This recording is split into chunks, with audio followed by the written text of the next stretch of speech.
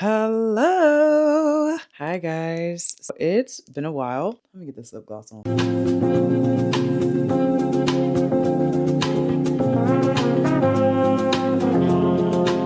Okay. Hello. Hi. Welcome back to my channel. My name is Liv and this is Liv's World. Welcome, welcome, welcome. If this is your first time here, hopefully you return fairly soon. If you're someone who's been here already, welcome back, friends. Why we're all here together today. And as you can see on the title of this video, we are talking about our October wrap up, and then we're chatting about our November TBR. Also, my current reads of November, because I'm transitioning some books from the end of October into November. So we'll chat about those as well. I have my handy dandy iPad right in front of me because one, when you have the DJI cameras, you can use your bigger platforms, your phone, your iPad, whatever, to see yourself. But also I'm going to be using it to, I'll show you guys, look at my notes. So I'm a huge Goodreads person. I love Goodreads, especially because I'm a recent college graduate and you need Goodreads. Well, you don't need it, but I loved using Goodreads for my notes. So I've taken some notes on my script on my video here so I can keep myself on task. So first things first, unfortunately, all of these books I didn't realize until I wrote my little script here. All of my October wrap-ups they're digital copies. Yeah, all of these are actually Libby books. That's crazy. My local library, support your local library, except for one of them.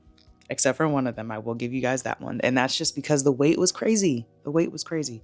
So I did get it from Kindle Unlimited. Ugh, I know. Anyways, we're going to skip over that and we're going to get started. October wrap up. Let's chat about it. I had a lot of books that I really, really enjoyed. So let's talk about it a little bit. I do have to say a little disclaimer. These are my ratings. If you rate them higher and or lower, that is on you, friend. But this is what I thought. This is me and what I thought. A rating of a 4-star to me is not a bad rating. Anything that is below a 3 to me means it's bad. Anything above a 3 means it's good. Anything at a 3 is like average-ish, depending on how far I went into it, whether it be like 3.75, 3.5 star.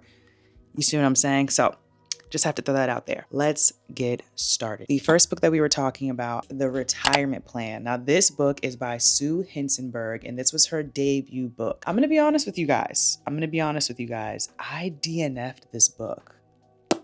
I DNF'd it. I did for like probably about, I'd say maybe like a week. And then I don't know what happened, but I just really got into a book lull and I was like, let me just finish this book. Let me just finish it. There's something about it that was still pulling at me to finish it. So I'm like, you know what? Let's just get it done. Let's just get it done. I can't find any other books on Libby right now that I really want to listen to as far as an audiobook. I'm very picky about the voices. I can only do but so many voices and or the other audiobooks that I wanted to try to get, the wait was something crazy like 100+ weeks. So my review, I gave it 4 stars. And I know, how do I go from DNFing a book to 4 stars? Let me tell you, the beginning of the book is a lot of buildup. Lots of buildup, lots of characters to try to remember, lots of names to try to remember, and each character has their own story plot and addition to the main plot. So when you're first reading it, it's a lot of information. It's very dense.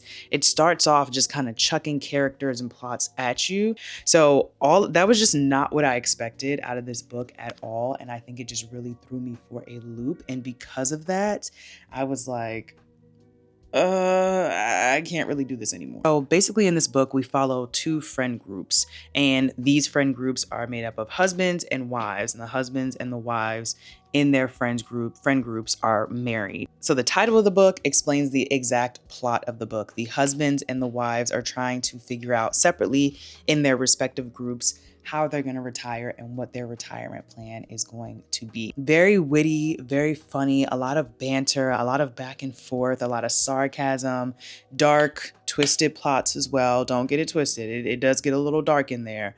Talk about marriage, relationships, love.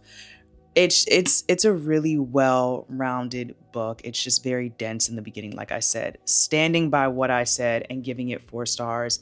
So glad that I did not DNF this book. So moving on to our second book, which is 7 Days in June by Tia Williams. This book comes highly, highly, highly recommended by a lot of people on TikTok, so I've had it on my TBR for a long time. I figured, why not dive into it and see what this book is about? Now, hear me, because you guys probably aren't going to like my rating, but I did give it a 3.5 stars. Hear me, hear me, hear me. It is a good story. It's a really good story. I love the back and forth between the past and meeting the present.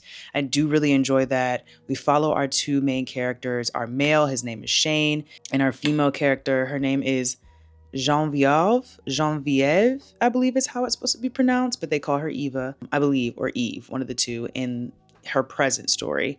We follow these two characters as they journey through and try to figure out how to love on one another, essentially, and how to be in love with each other. They both come from very troubled pasts. It's very dark past. So heavy trigger warnings on a lot of things, guys. A lot of things. I'm not gonna lie.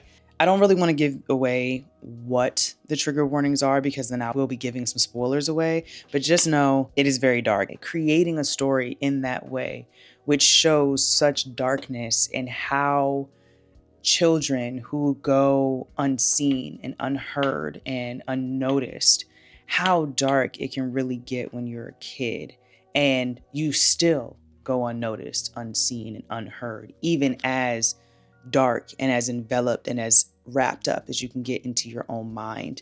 But in the future, I think it's beautiful the way that the author portrays that even though these characters had such a troubling and dark past, in the future, we see how they are able to just take their troubled past and make it something beautiful. And I just, that's what made it a really good story to me. So I did give it a 3.5. Oh, spoiler. I do want to say this, and I'm going to have the tag on of where to skip to so that you don't hear this part if you haven't read the book. If you have read the book, let me say something. The fact that Ty had to pass away was so unnecessary to me. I will say that does play a part into my rating. I feel like that was so unnecessary to kill off his character. That was so unnecessary. That little boy could have had such a good life if he would have just followed the trajectory that Shane had given him. Now, I will say, again, Ty passing away plays into the darkness that is carrying from these characters' youth into their adult lives and how they take that darkness and deal with it now as adults. They don't deal with it the same that they did as kids. And I think that it's important to see that people have good vices and good mechanics and good ways to deal with the negatives of life. And they do highlight therapy and seeing therapists and getting help. And it's very important. Life will shake you upside down, around, and move you in ways where you feel like you're on a goddamn roller coaster. But every single person needs that ability to find a way to come back to themselves and center themselves after you've been shaken up. And I feel like, again, that is one of the main, what's the word I'm looking for? Like, that's one of the main points that the author is kind of trying to make. So I did really enjoy it for that. Our next book is The Paris Apartment by Lucy Foley. This book was so good. This was so good. And I think for me, what made it really, really good, one, I'm a mystery thriller girl. I love a good mystery thriller. And I think one of the things that makes a really good murder mystery, because that's essentially what this story is a multitude of characters. I know a lot of people don't like a lot of characters in a lot of the books. Sometimes, as I talked about in the very first book, The Retirement Plan, sometimes if it's introduced immediately, it can seem like, oh my God, this is like so many characters. With The Paris Apartment, we start introducing more and more characters, and we obviously kind of know that that's what's going to happen because it is about a sister who lives in London to visit her half-brother who lives in Paris in an apartment. Once she realizes that once she gets there, this is not a spoiler. Also, this is not a spoiler. This is in the first like 10 pages of the book. But once the sister gets to her brother's apartment, we find out that he is not there. So the sister then proceeds to have to try to figure out where her brother is. We meet a multitude of characters that live in the apartment. She's interviewing people. She's living in his apartment, just trying to figure out where her brother is. The ending was a twist. I mean, I was like in the car, like, what? really good, really good. And because of the ending and because of the buildup of the plot and everything like that, I will say it did start to get a little slow around, like, this was an audiobook for me. So I would say around like 40 to 50%, I'd say. There was a lull, I will say, because it's just like we started to get the point, you know, like obviously she's going to keep interviewing people and all these people that live in the apartment are suspicious and weird, and we know how that's going to go. So I did kind of fall off and start to, read other things. Again, I kept with it, I stuck with it, and it did start to pick up very rapidly, and the ending was really, really good. Definitely a 10 out of 10 ending. That was delightful. Well, not delightful to the story, but big contributor from the ending. I did end up giving this story a 4 out of 5 stars. It was really good. Highly recommend it. And I can't wait to read more books by Lucy Foley just off of this introduction to her in general. All right, my very last book of October, and this is very fitting for me to do the video right now because I actually just finished watching this season. I have notes, I have things to say, I do. So the book is called, it's Bridgerton, the Viscount Who Loved Me. I am on a mission. I'm hoping by the end of this year, I will have read all of the Bridgerton books. They're really, really good. I've never even heard of them before the show. I love the show, and I don't know why I didn't think to read them in the first place, but now that I am, I'm on the 3rd book currently. Love it. I should have done this earlier. So far, all of the Bridgerton books I am listening to through audiobook on Libby. I don't want to get any of the physical books.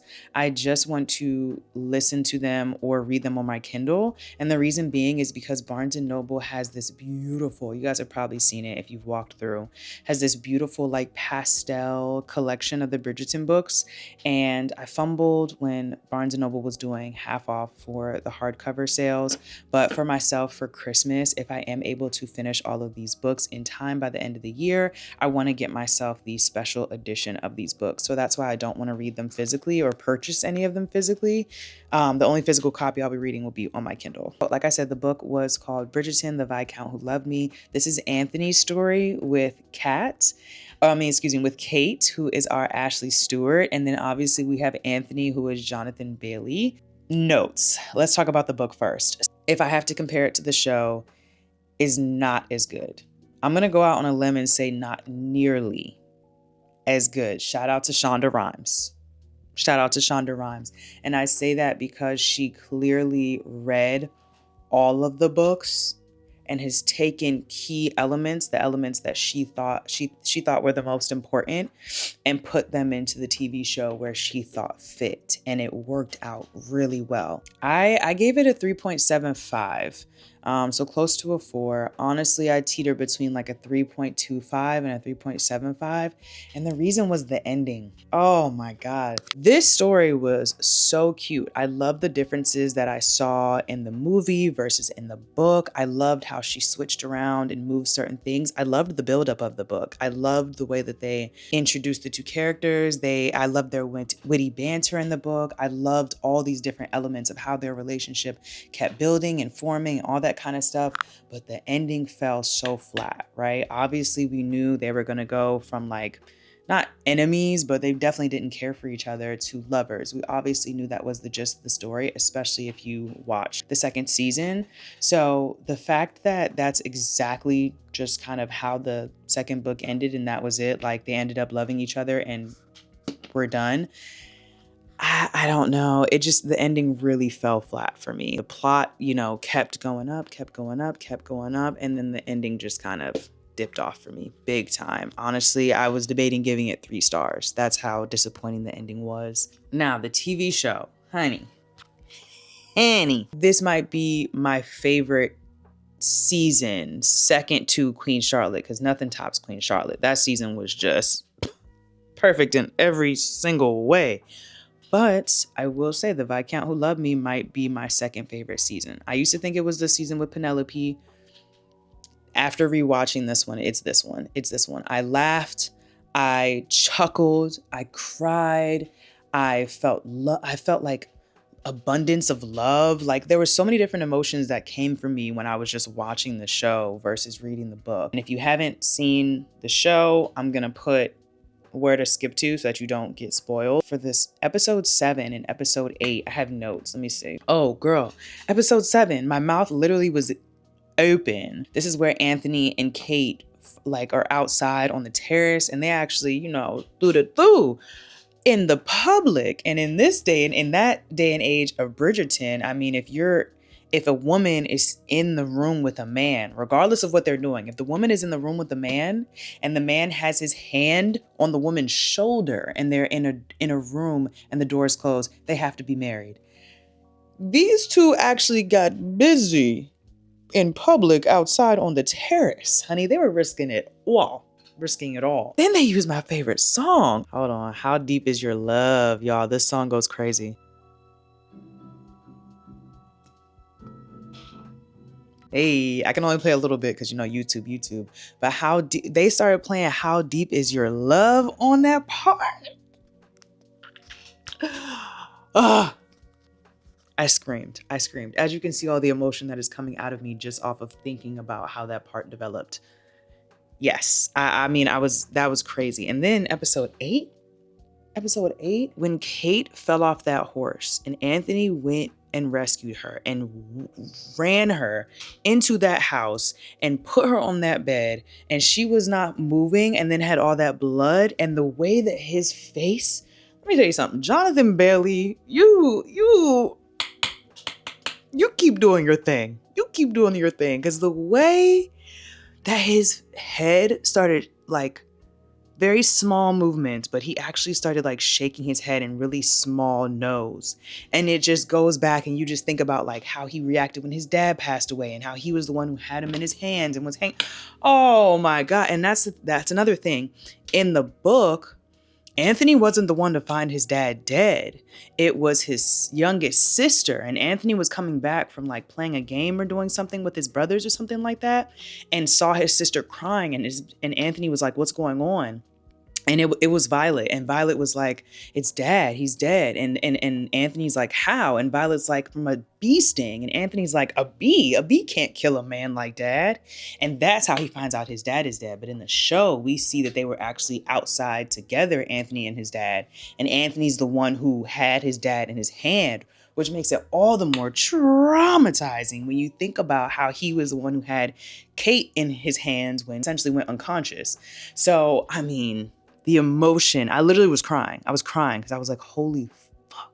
And then when Kate woke up and Anthony's mom comes into Anthony's study and is like, "Anthony, she's awake." And Anthony just starts crying. And at first, he like puts his head in his hands like relief. And then we slowly see that he actually starts crying. And then his mom starts crying. You guys, I cried all over again.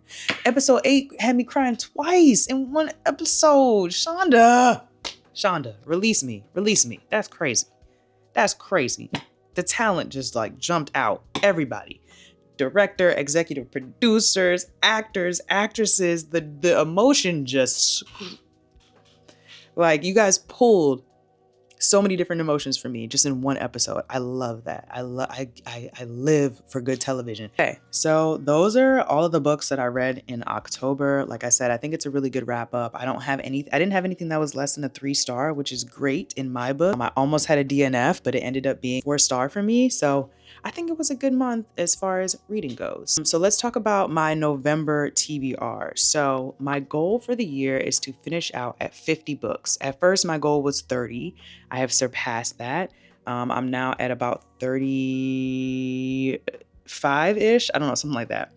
So as of this year, I am currently at 33 books. So in order for me to get to that goal, I have to obviously push it. Let me tell you guys some of my books that are on my November TBR to try to get me closer to that goal. My current reads, we'll talk about those. My physical book is called Sweet Heat. I actually have it with me. This book, I did end up getting a physical copy. This is not on my Kindle. It's by Bolu Babalola.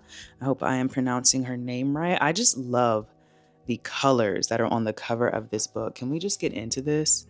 I mean, beautiful symphony of colors. If any of you are familiar with the color wheel, this is an amazing usage of it with the reds and the greens, that yellow ombre into the white. I mean, beautiful. Gorgeous, gorgeous cover. I'll read you guys the back so you can have a better idea of what it's about if you've never heard of the book before. So on the back, it says 2 exes, 1 summer wedding, 0 chance of escaping the heat.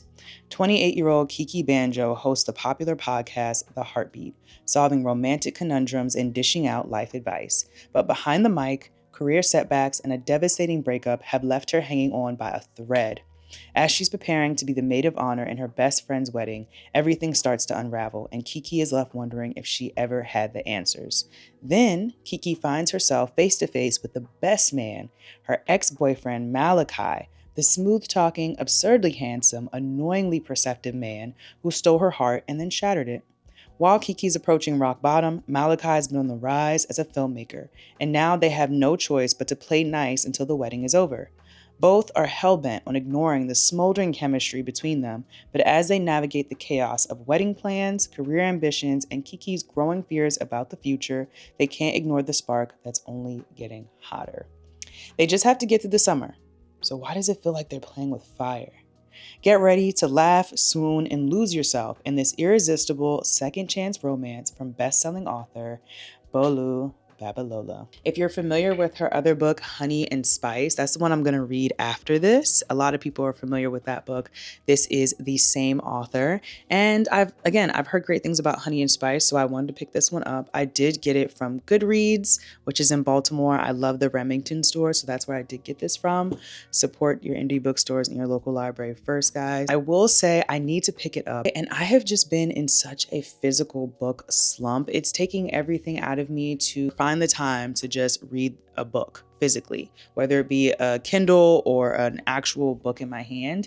I'm having such a hard time, which is crazy for me because I've never been an audiobook girl, but lately I'm like, if I can't do something else while I'm listening to my story, I'm not reading it. I really just need to make the time to jump into this book because I have a feeling it's going to be a really great one and it's going to be one that I really enjoy. So I need to stay with it. The other book that I am listening to, which is my audiobook, I am listening to it on Libby, is The Other Miss Bridgerton, which is the third book in our Bridgerton series. And if I'm not mistaken, I might be wrong. I'm pretty sure this book is the one that they're doing for the new season, which comes out January 29th. So this one is really good. I'm 57% of the way through. I really like that the author has completely changed it up with this one. So far, I really like the way that this plot is coming along. Like I said, I love that we have a change of pace, a change of setting. There's a lot of differences in this book compared to the other ones, and I'm really enjoying it. So if the ending ends up being anything near how the first 57% is, it's going to end up being my favorite. Okay, here we go. She was in the wrong place. Fiercely independent and adventurous, Poppy Bridgerton will only wed a suitor whose keen intellect and interests match her own. Sadly, none of the fools from her London season qualify. While visiting a friend on the Dorset coast, Poppy is pleasantly surprised to discover a smuggler's hideaway tucked inside a cave. But her delight turns to dismay when two pirates kidnap her and take her aboard a ship, leaving her bound and gagged on the captain's bed. He found her at the wrong time.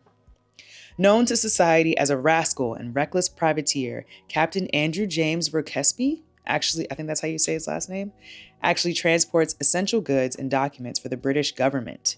Setting sail on a time-sensitive voyage to Portugal, he's stunned to find a woman waiting for him in his cabin. Surely his imagination is getting the better of him. But no, she is very real, and his duty to the crown means he's stuck with her. Can two wrongs make the most perfect right? When Andrew learns that she is a Bridgerton, he knows he will likely have to wed her to avert a scandal, though Poppy has no idea that he is the son of an earl and neighbor to her aristocratic cousins in Kent. On the high seas, their war of words soon gives way to an intoxicating passion, but when Andrew's secret is revealed, will his declaration of love be enough to capture her heart? So far, it's really good. I'm just going to leave you guys with that description and that of what I have to say. So let's get into my TBR, which are my 3 books that I really want to read in November to try to cap out at least reading 5 books for the month of November. My top 3 books for finishing in this month are, actually, I'm going to say 4. I'm gonna add a 4th book. My 4th book that I'm gonna add, I'm gonna start from that one, actually is the 4th book of the Bridgerton series. My other books that are on my list are Project Hail Mary, because I really want to watch the movie. I want to read the book first. I've heard really good things about the book so far, and I want to be able to read it. I've heard it's really, really good as an audiobook. I'm also adding Black Cake, because that TV series was a 10 out of 10 to me, at least, because I know Hulu canceled it, which I feel like was their loss. I don't know if it's a series or if there's a second book to it, and I forgot it was on my TBR, so I'm bumping it up the list. My last book that's on my TBR is Crying in H Mart, another book that I've heard nothing but good things about, and it's been on my TBR for a while, so I'm just bumping it up. So yeah. So yeah, that is my October wrap up.